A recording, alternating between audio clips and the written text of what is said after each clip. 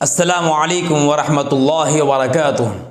Business information ان اسلام کا سلسلہ جاری ہے۔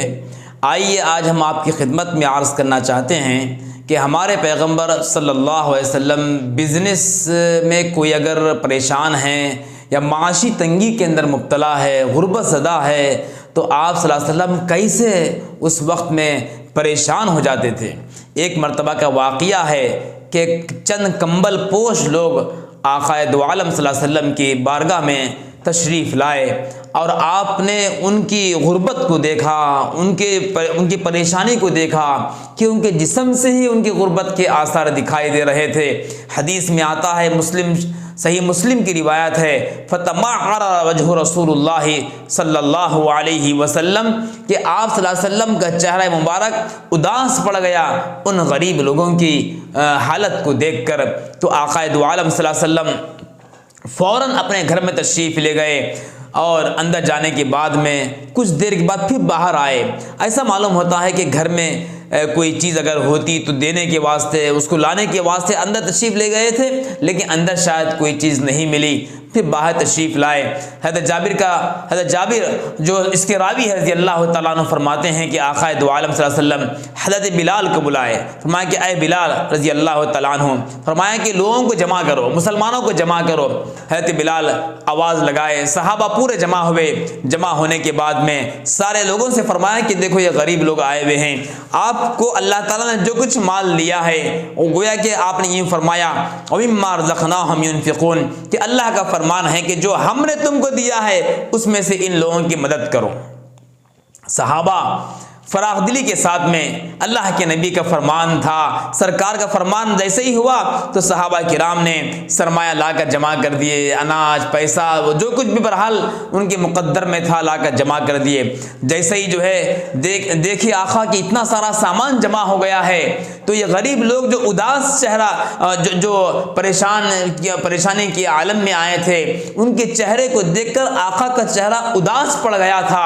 جیسے ہی اس سامان کو دیکھے تو حدیث میں آتا ہے کہ فرائیت وجہ رسول اللہ صلی اللہ علیہ وسلم یتہلل کأنہ مذہبا، فرمایا کہ آقا دو عالم صلی اللہ علیہ وسلم کا چہرہ مبارک کو میں نے دیکھا کہ اس حالت کو دیکھ کر غریبوں کی غربت دور ہو رہی ہے اور ان کے اندر خوشیاں ہو رہے ہیں اور ان کے اندر سرمایہ آ گیا، ان کو معاشی جو تنگی ہو گئی تھی یہ دور ہو گئی۔ اس حالت کو دیکھ کر آقا کا چہرہ مبارک، صحابی کہتے ہیں کہ دمکنے لگا، جیسے سونا دمکتا ہے، سونے کی طرح دمکنے لگا۔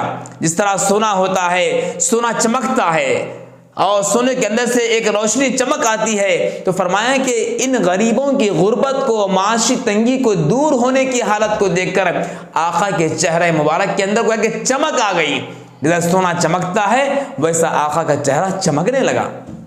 غور کیجئے ہمارے پیغمبر صلی اللہ علیہ وسلم کس طریقے سے معاشی تنگی کو دور کرنے کی فکر فرماتے تھے۔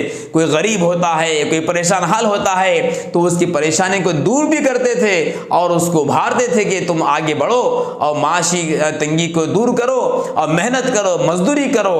اور جو ہے اس واقعے سے ہمیں یہ سبق ملتا ہے کہ اللہ تعالیٰ نے جس کو ثروت دیا ہے، مال دیا ہے، دولت دیا ہے، وہ آگے بڑھیں اور غریبوں کی غربت کو دور کریں۔ کوئی معاشی تنگی میں مبتلا ہے تو ہم دیکھ کر اس کو ہنسے نہیں بلکہ اس کو آگے بڑھانے کی کوشش کریں۔ جو اللہ نے ہمیں سرمایہ دیا ہے اس سرمایہ میں سے کچھ ان کے اوپر خرچ کر کے ان کو آگے بڑھائیں، ان کی معاشی تنگی کو دور کریں۔ اسی لیے کہنے والوں نے کہا کہ مالداروں کو اللہ نے پوسٹ مین کی طرح بنایا ہے۔ پوسٹ مین کا کام کیا ہوتا ہے؟